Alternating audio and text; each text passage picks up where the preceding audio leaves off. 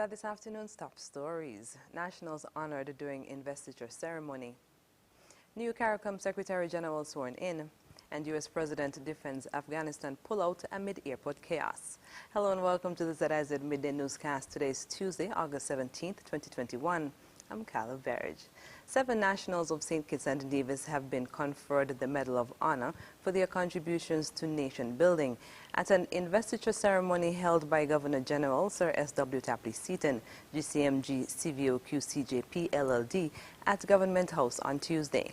The national honorees of the Medal of Honor are Perline Theresa Mussenden for her contribution to education, Joseph Emmanuel Benders for his contribution to the arts, Patricia Mary Nurse Clark for her contribution in community service, Pamela Elaine Brooks for her contribution in nursing, Charles Delvin McMaster for his contribution in community service, Brian Dyer for his contribution to national service in crisis, and Dr. Judy Nisbet for her contribution to national service in crisis.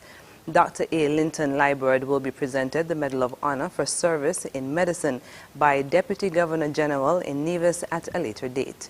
Referring to the awards as memorable, Prime Minister of St. Kitts and Nevis, Dr. the Honorable Timothy Harris, said the occasion offers the opportunity to thank the nationals for their contributions.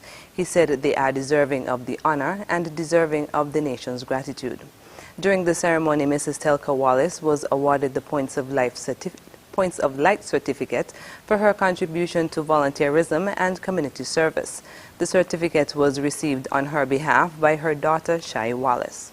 Another investiture ceremony is also planned for Thursday at 10 a.m., where 8 persons will be presented with various awards.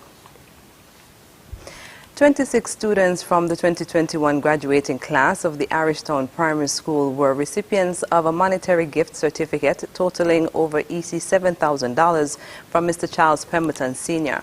The donation was presented on Monday, August 16th, during a ceremony held on the school's grounds. Mr. Charles Pemberton Sr. is the husband of the late Mrs. Florence Elliott Pemberton, an educator for over 30 years, 16 of which she spent molding the minds and building the characters of children within the Irishtown school community before her death in June of this year. Speaking on behalf of the family, Mr. Pemberton stated the decision to give back to the school was one way to preserve the memory of his wife. Florence was a giving person. She likes to give back. And so we thought of one way of memorializing her. And this is the way we think that was the best fitted by assisting the students here at Irishtown Primary School in transitioning into the high school.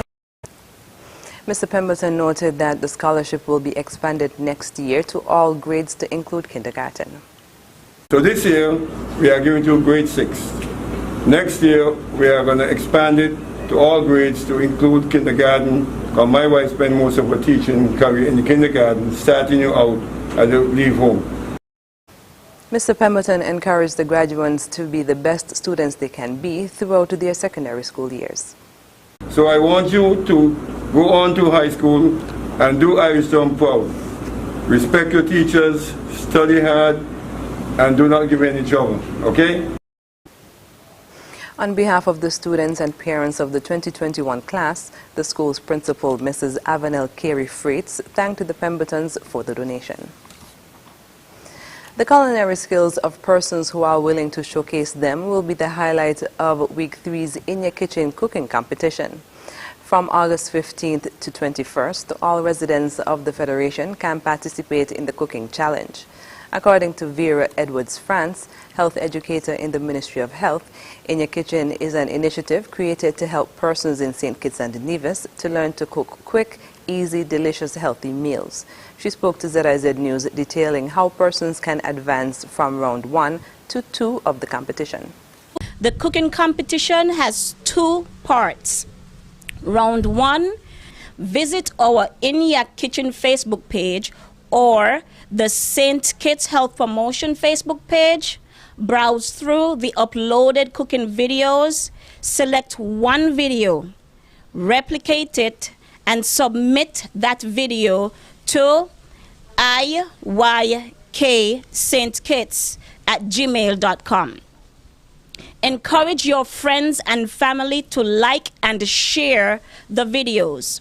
You'll get points for the number of likes and points for the number of shares.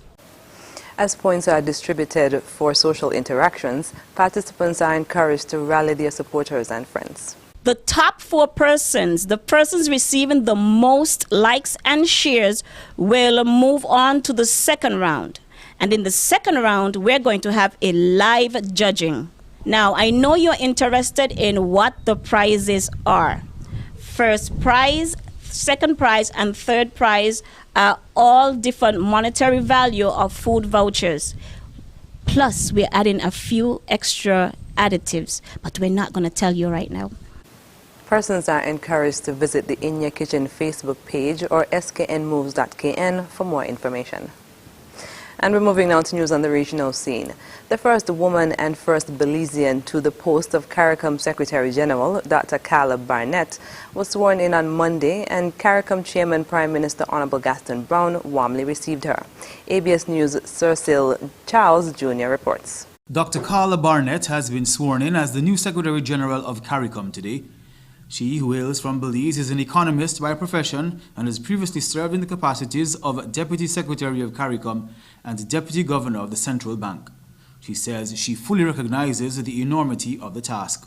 Chair, I begin my tenure with no misapprehensions about the severity of the challenges that our community faces economically, socially, environmentally, and financially.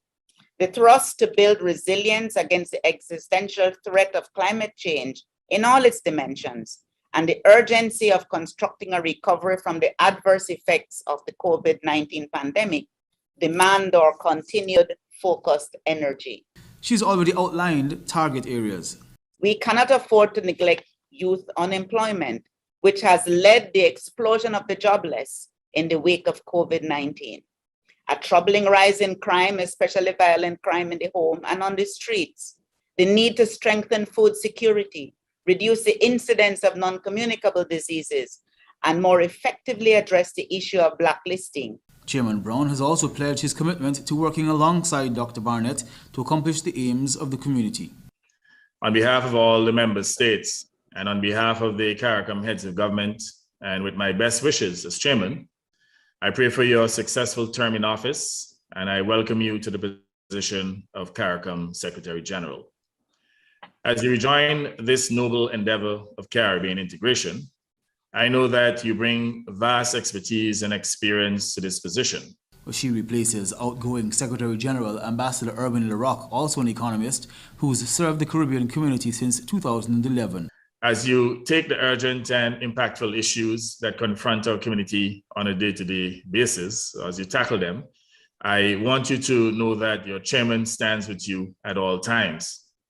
I look forward to your sage advice, and I undertake to place myself at your disposal at all times. She replaces outgoing Secretary General Ambassador Erwin LaRock, also an economist, who's served the Caribbean community since 2011. Health authorities in St. Lucia are hoping a revamping of their COVID-19 vaccination initiative and the inclusion of the Pfizer vaccine donated from the United States government will encourage more St. Lucians to get inoculated. The island is also set to receive over 30,000 doses of the single-shot Johnson & Johnson's vaccine. More in this DBS report. With the more contagious Delta strain of the COVID-19 virus now detected in St. Lucia, the Ministry of Health has revised the initially recommended herd immunity target of 70% to 90% of the population. More than 6 months into the national immunization campaign, the vaccine uptake remains low, with less than 15% of St. Lucians fully vaccinated. Public health officials say misinformation about COVID-19 vaccines is largely to blame for the vaccine hesitancy among the island's population. For the past 2 months, we have seen a very slow increase in the uptake, particularly in the first dose. Vaccine hesitancy, of course, continues to be a major challenge, and this can be attributed, of course, to some safety issues. We knew once it